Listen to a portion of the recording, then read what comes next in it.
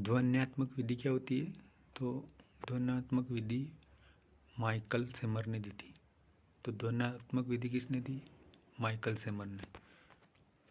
सेमर के अनुसार यदि बालकों के एक समान ध्वनि वाले कुछ शब्द मिलाकर दिए जाते हैं तो बालक उनके आधार पर कई नए शब्द बनाने लगते हैं, जैसे चल, बल, फल। ये शिक्षक ने बताया। तो फिर छात्र बोलते हैं नल, जल, कल। शिक्षक ने बताया काम, धाम, नाम। तो बालक ने राम, श्याम बताया। तो ध्वनियों के आधार पर जो विषय वस्तु को सिखाने की विधि होती है उसे ध्वन्यात्मक विधि कहते हैं। ध्वन्यात्मक विधि किसने दी? तो माइकल सेमर ने दी। इस विधि का उपयोग भक्तिकालीन कवियों की रचना पढ़ाने में भी किया जाता है, जिसे विशेषकर रहीम, मीरा, सूरदास, रसखान, तुलसीदास, इनमें ऐसी ध्वनि अधिकतर आ जाती है। तो क्वेश्चन ऐसा आएगा कि ध्वन्यात्मक विधि किसने दी? तो माइकल सेमर ने। ध्वन्यात्मक विधि का उपयोग कहाँ किया जाता है?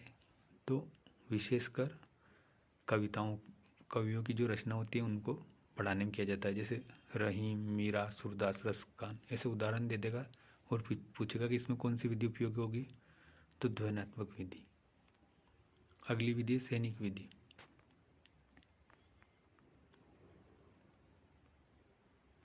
दूसरे विश्व युद्ध के समय इस विधि को सबसे पहले अमेरिका के सैनिकों को भाषा सिखाने के लिए किया गया था, इसलिए इसे सैनिक विधि कहते हैं। इसके लिए उस समय अमेरिका की सेना में प्रमुख शिक्षाविद पोज, शपीर, ब्लूमफील्ड आदि के सहयोग से ASTP army specialised training program चलाया गया था।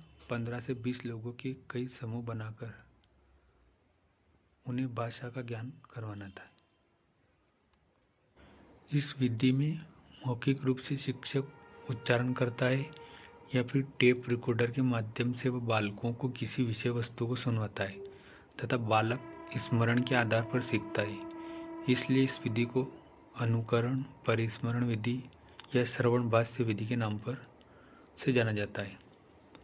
तो अमेरिका के द्वितीय विश्व युद्ध के समय की घटना है, जिसमें क्या है कि वहाँ सैनिकों की कमी पड़ गई थी। अब सैनिकों को इंग्लिश भाषा नहीं आती है, तो उसे सिखाने के लिए टेप रिकॉर्डर के माध्यम से कुछ शब्द सिखाए गए। तो जो पढ़े लिखे व्यक्ति रहते हैं ना, वो टेप रिकॉर्डर में कुछ बातें रिकॉर्ड कर देते हैं और फिर उन अनपढ़ लोगों को या छोटे बच्चों को सुनाते हैं, जिससे वो उस लैंग्वेज को समझ पाते हैं। तो उसके लिए सैनिक विधि का उपयोग किया गया था। वाचन विधि क्या होती है? तो वाचन से अभिप्राय अर्थ ग्रहण करते हुए पढ़ना होता है। जब एक शिक्षक बालकों को अर्थ ग्रहण करते हुए पढ़ाता है तो यह वाचन कहलाता है। जैसे अखबार पढ़ना, कहानी या उपन्यास पढ़ना सदैव वाचन होता है। तो वाचन विधि में क्या होता है कि जैसे अपन बस से कहीं गए, घूमने के लिए यात्रा पे गए, अपन फ्री बैठे तो अपन अखबार पढ़ते हैं। अब डेली तो कोई अपन अखबार नहीं पढ़ते हैं, पर कभी कभी अपन घूमने चले जाते हैं ट्रेन, बसों में, तो वहाँ बैठे बैठे कुछ नहीं करते तो अखबार पढ़ने लग जाते हैं। तो ये वाचन कहलाता है। जैसे वो कहीं उपन्यास पढ़ने लगते हैं, कहानी पढ़ने लगते हैं, तो ये वाचन कहलाता है। वाचन मतलब फिर इस समय में कुछ पढ़ना, तो ये वाचन विधि है। डॉक्टर धरनाथ चतुर्वेदी ने क्या कहा वाचन के बारे में कि वाचन व्यक्ति का मित्र होता है। जब एक व्यक्ति किसी लंबी यात्रा पर या बीमारी के समय अकेला होता है तो वह विभिन्न प्रकार की पत्र पत्रिकाएं पढ़कर अपना समय गुजारता है।